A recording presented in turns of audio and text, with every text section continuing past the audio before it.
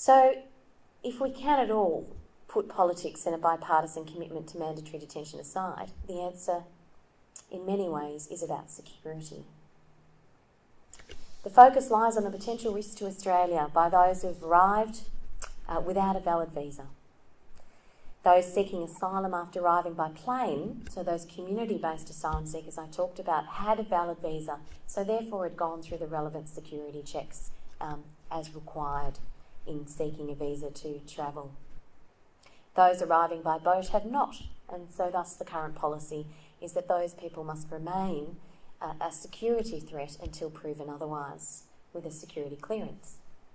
In many ways, it could be argued that this is a reasonable approach. Australia has a right to mitigate security concerns in unauthorised arrivals. However, in practice, the system is not working. Security clearances are taking extended periods of time to complete. Moreover, at some points in the protection application process at the moment, security checks are suspended, thus delaying the outcome of the final security clearance. More significantly, the number of adverse security checks is minimal compared to those who pose no threat to Australia. In 2002, Malcolm Fraser famously pointed out that terrorists come by plane, first class, with papers well prepared, not on leaky boats.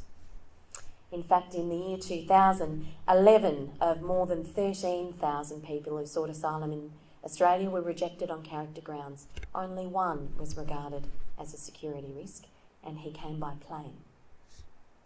Now, the statistics today are admittedly different and a little higher. Not surprisingly, it's difficult to obtain clear statistics on adverse security assessments. It's highly confidential.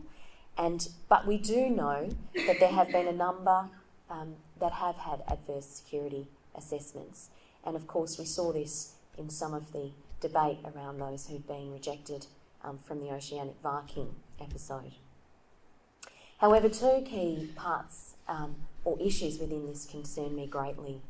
The first is that the approach of punishing the many due to the actions of a few is flawed when we consider the consequences of holding more than 4,000 people in detention for long periods of time and often in remote locations. In lots of ways, and I am being simplistic, it's a little like holding the entire school in over lunchtime because a couple of kids, perhaps in grade 1 or perhaps grade 4 or perhaps grade 6, mucked up in the morning. As a parent, I would certainly be marching down to the school and asking them why they don't have a comprehensive plan on dealing with problem behaviour in individuals. I do acknowledge that this is a little bit of a trite example given the seriousness of security concerns for Australia, but it's not one without merit.